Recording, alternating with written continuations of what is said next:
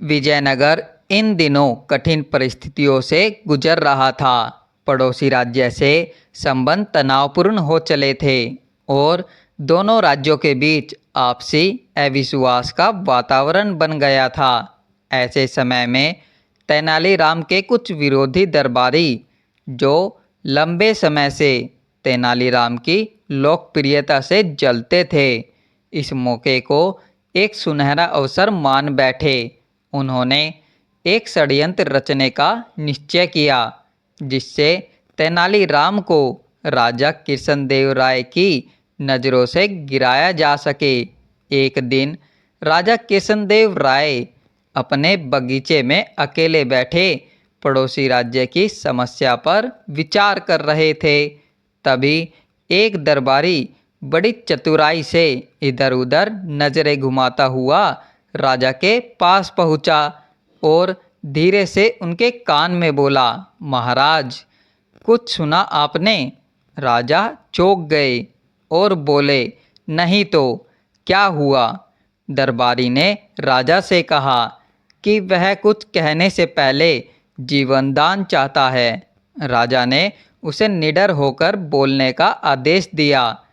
तब दरबारी ने एक बड़ा आरोप लगाया, महाराज, तेनालीराम पड़ोसी राज्य के राजा से मिले हुए हैं और वे आपके विरोध में षड्यंत्र रच रहे हैं।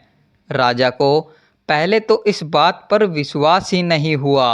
उन्होंने तेनालीराम को राज्य का सच्चा और वफादार सेवक बताया, लेकिन दरबारी ने जोर देकर कहा कि यह सूचना पूरी जांच पड़ताल के बाद दी गई है। आखिरकार राजा को सोचने पर मजबूर होना पड़ा। उन्होंने निश्चय किया कि वे इस आरोप की जांच करेंगे और यदि तेनालीराम दोषी पाया गया तो उसे दंडित किया जाएगा।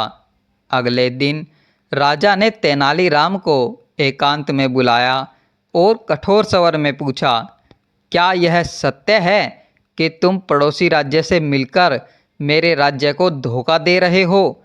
तेनालीराम यह सुनकर सतब रह गया। वह कांपने लगे और कोई उत्तर न दे सके। राजा ने उनकी चुप्पी को अपराध की स्वीकृति मान लिया और क्रोधित होकर कहा, अब तुम्हें विजयनगर राज्य छोड़कर जाना होगा। तेनालीराम ने सिर झुकाकर राजा का आदेश स्वीकार कर लिया और चुपचाप दरबार से चले गए। तेनालीराम के विरोधी दरबारियों की खुशी का ठिकाना न रहा। वे सोचने लगे कि अब वे राजा के और निकट आ सकेंगे और उच्च पद प्राप्त कर सकेंगे। इधर तेनालीराम विजयनगर छोड़कर स्तुरु राज्य की राजधानी पहुँचे। वहाँ उन्होंने राज्य की प्रशंसा में छंद रचे और उन्हें सुनाए। स्तुरु राजा तेनालीराम की प्रतिभा से बहुत प्रभावित हुआ। जब उसने तेनालीराम का परिचय पूछा, तब तेनालीराम ने स्वयं को विजयनगर के राजा कृष्णदेव राय का सचिव बताया। राजा को यह जानकर आश्चर्य हुआ कि तेनालीराम, जो स्तुरु राज्य का निवासी है, निर्भय होकर उसके दरबार में कैसे आ गया। तेनालीराम ने मुस्कुराते हुए कहा कि विजयनगर और स्तुरु राज्य के बीच चल रही गलतफहमियों को मिटाने के लिए ही उन्हें भेजा गया है। उन्होंने बताया कि दोनों राज्यों के बीच तनाव केवल गलत सूचना के आधार पर बढ़ा है और उनका उद्देश्य शांति स्थापना है। स्तुरु राजा ने भी माना कि युद्ध किसी के लिए लाभकारी नहीं होता, परंतु उसने यह शंका व्यक्त की कि यदि वह पहले सुलह का प्रस्ताव भेजेगा तो उसकी हेठी होगी। इस पर तेनालीराम ने स्पष्ट किया कि पहल तो विजयनगर की ओर से हो चुकी है, क्योंकि वे स्वयं ही प्रस्ताव लेकर आए हैं। अंततः स्तुरु राजा राजी हो गया और अगले ही दिन अपने दूत के साथ संधि पत्र और उपहार विजयनगर भेज दिए। उधर विजयनगर में राजा कृष्णदेव राय को सत्य का ज्ञान हो चुका था।